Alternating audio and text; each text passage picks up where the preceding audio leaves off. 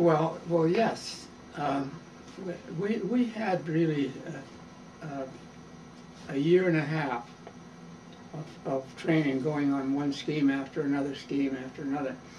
And being a communications person, excuse me, part of my job was to set up communications within different units so that they could not have to go through headquarters to get air support or to get tanks or armored cars when they needed them, not 2 hours too late. Yeah. Did you, what kind of music would you listen to? People like Glenn Miller? Well, this was one of the things that the communications gave us, was that we had all the top bands in the United States and Britain and their recordings that we had in our units. So we were kept abreast of what was going on in the other world, the civilian world. Yeah. Did you talk to any veterans of the fighting in France before the retreat at Dunkirk? Pardon? Did you talk to any veterans of the fighting in France before the retreat at Dunkirk?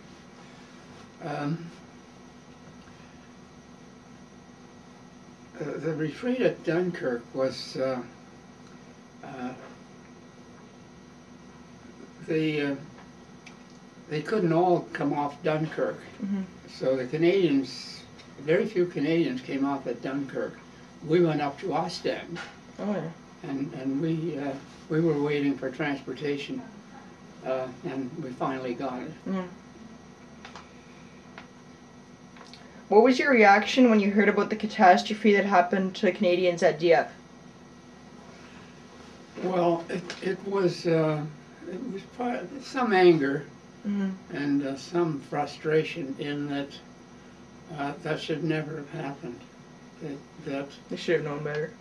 Well, they weren't properly trained. Yeah. See, it takes 3 years to make a soldier. 3 years.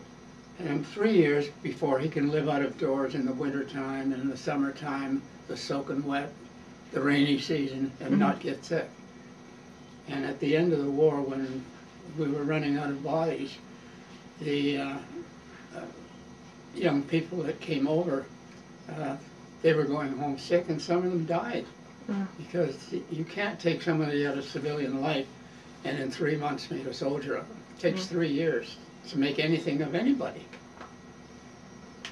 Did you ever experience the bombings that took place in Britain by the Luftwaffe? Oh, yes. Like, for instance, we were young and we were crazy. And we'd go to London knowing that it was going to be bombed, because that's where the fun was. That's where the dances were, that's where the girls were. Happened? If not, did you have any suspicions that a mass invasion was being planned? Well, I was down in the Italian campaign.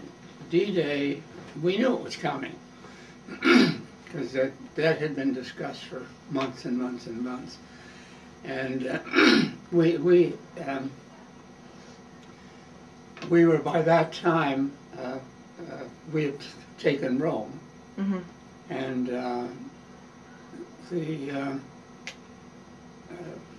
what was the name of the two places in Italy where the mountains go right down to the sea? Oh,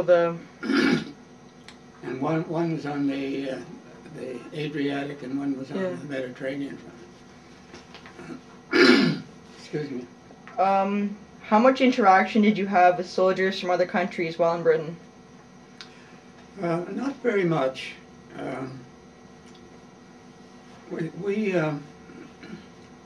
We sort of went on our own scheme, and we knew that like we had our own Air Force, and we had our own tank, the 5th Armored Division was there, so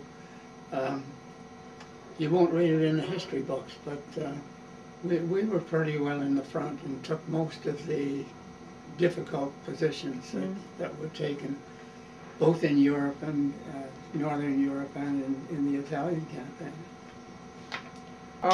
Has the memories of like the war ever haunted you or kept you up at night? Well, yeah. Like any soldier who goes through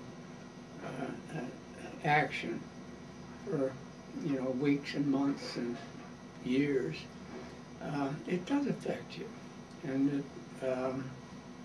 you have nightmares I had for about 3 years, and most of the nightmares were things that were frustration, the things that frustrated us, like when we would be attacked by enemy fighter planes, and you feel so helpless because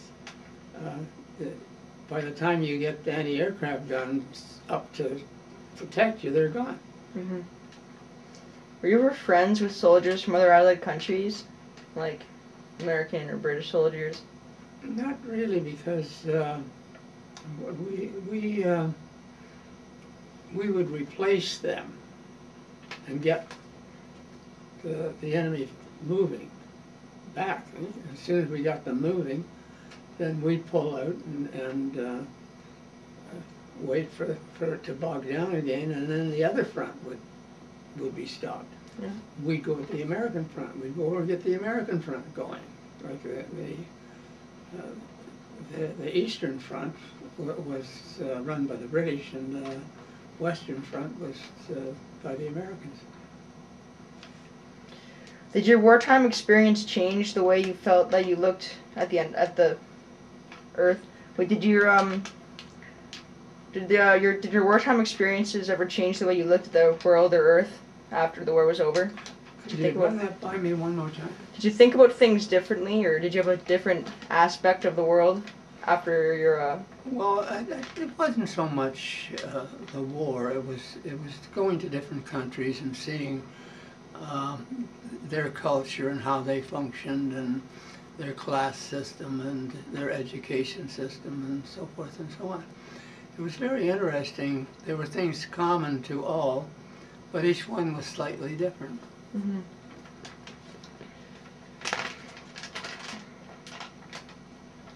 What was it like to be by your family and friends after fighting and being away from home for all that time? Well, it's hard to explain, but going home was party time for about 2 weeks, and then the party was over. Mm-hmm. Back to regular life. Yeah. I was wondering, is that the key thing? Is that for Morse code? Yeah. Yeah. And that was what we had, and the Germans never figured it out. Yeah. They didn't take the time, because it takes about the same length of time to become proficient on that than it does to really learn a language. It takes about 3 years. But I was doing that for 2.5 years before I joined the permanent forces. What were you expected to, like, what was the war expected to be, or what were you expected to like experience once you joined the army? Oh, you were expected to follow orders and go where you were sent, and you were needed. And you see, different countries were trained according to, like the British culture of England, Scotland, and Ireland were completely different than Canada and the United States, but they were complementary. There wasn't any really great difference. That we could work together without any problems. We respected each other's style. And, what was your rank in the army? my